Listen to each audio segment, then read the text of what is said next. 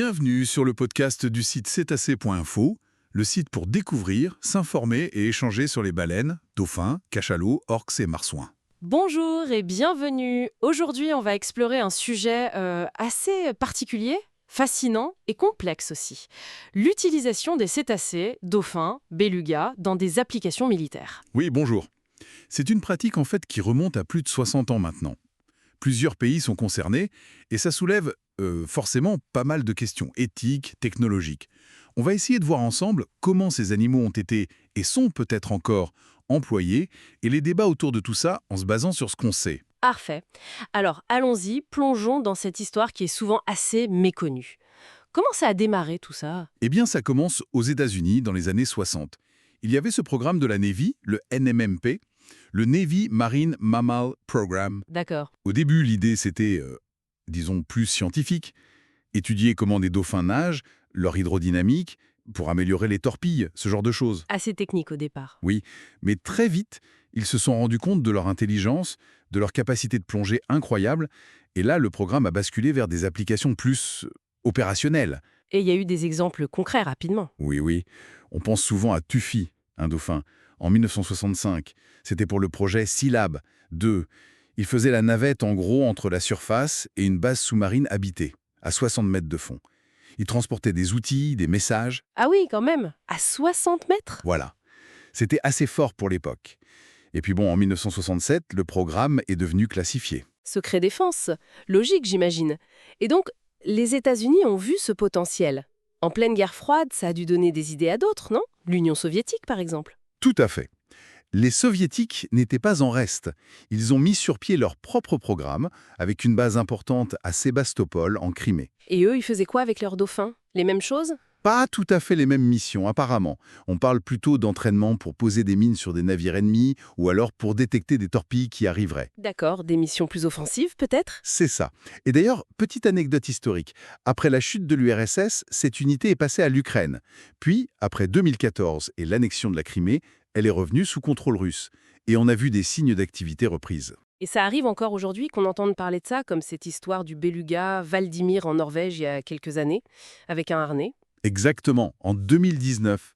Ça montre que ce n'est pas juste de l'histoire ancienne. Mais qu'est-ce qui les rend si précieux pour les militaires? C'est quoi leur capacité clé? C'est principalement leur sonar, leur système d'écholocation naturelle.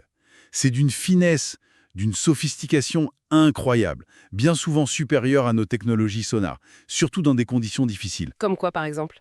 Pour détecter des objets très discrets posés sur le fond marin, par exemple, des mines, ou même des nageurs de combat qui essaient de s'infiltrer discrètement, sans faire de bruit, sans bulle. Les sonars électroniques peuvent avoir du mal avec ça, surtout si l'eau est trouble ou peu profonde. Eux, les dauphins, ils y arrivent. Du coup, ça leur donne des missions très spécifiques, j'imagine. Oui, voilà. La détection et la neutralisation de mines, c'est vraiment une application majeure. L'exemple le plus connu, c'est sans doute le port d'Umm Qasser, en Irak, en 2003. Ah oui. Qu'est-ce qui s'est passé là-bas? Eh bien, les dauphins de la Navy américaine auraient repéré plus d'une centaine de mines. 106, le chiffre qui circule souvent. Plus de sens. Ah oui, ça montre leur efficacité pour cette tâche-là. Absolument. Ils servent aussi à protéger les bases navales, ça a été fait dès les années 70 au Vietnam, dans la baie de Cam Ranh, et puis pour la surveillance en général. Et pas que les dauphins, d'ailleurs. Non, on utilise aussi beaucoup les otaries, surtout pour récupérer du matériel sensible qui serait tombé à l'eau, des équipements. Et tout récemment, depuis 2022, on a des images satellites qui montrent des enclos à dauphins russes à l'entrée du port de Sébastopol, très probablement pour protéger le port contre des intrusions sous-marines. C'est quand même assez paradoxal, tout ça. D'un côté, on utilise ces capacités sonars exceptionnelles chez certains cétacés, Oui.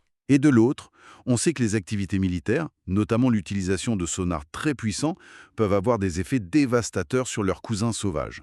C'est tout le drame, oui. C'est une ironie tragique.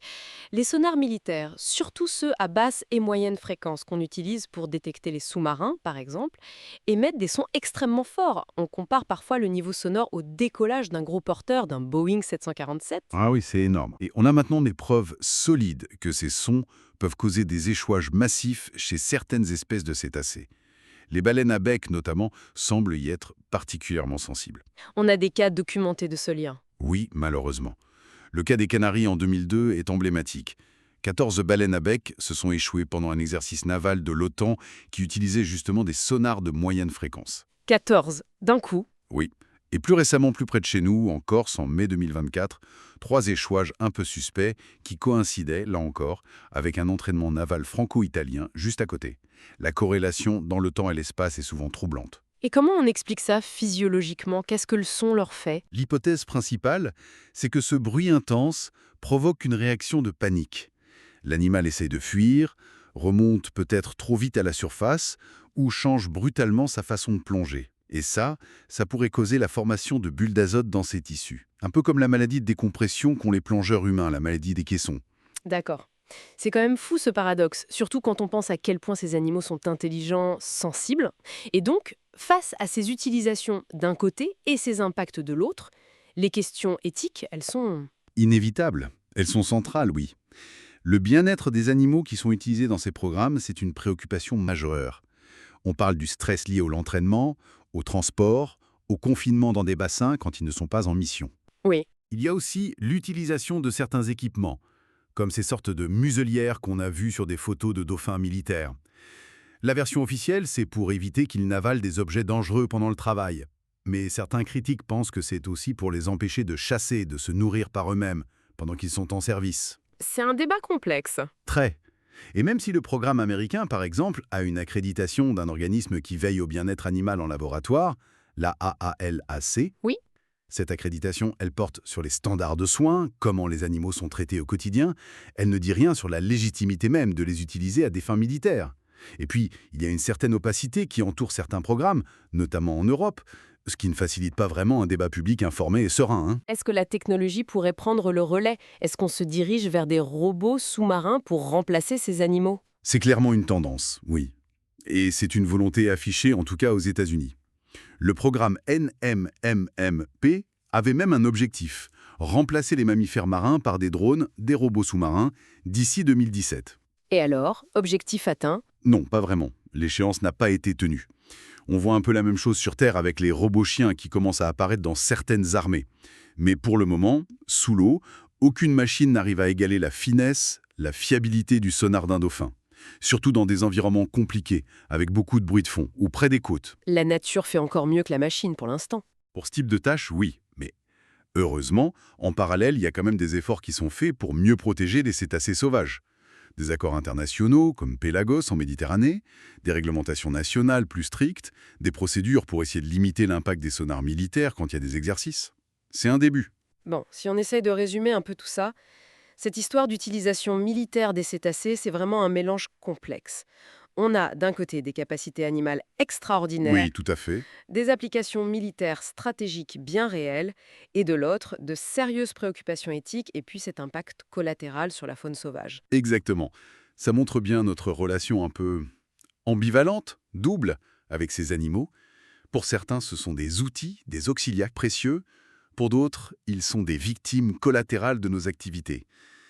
L'avenir, il semble pointer vers la technologie, les robots. Mais pour l'instant, leur capacité naturelle reste inégalée pour certaines missions précises. Peut-être une dernière question à laisser en suspens pour ceux qui nous écoutent. En alors que la technologie avance, comment est-ce qu'on peut concilier les impératifs de défense qui existent avec notre responsabilité qui grandit envers le bien-être animal et la protection des écosystèmes marins qui sont si fragiles? Vaste question. Merci pour votre écoute. Retrouvez plus d'actualités sur cetac.info et n'hésitez pas à vous abonner pour être alerté des prochains épisodes de notre podcast.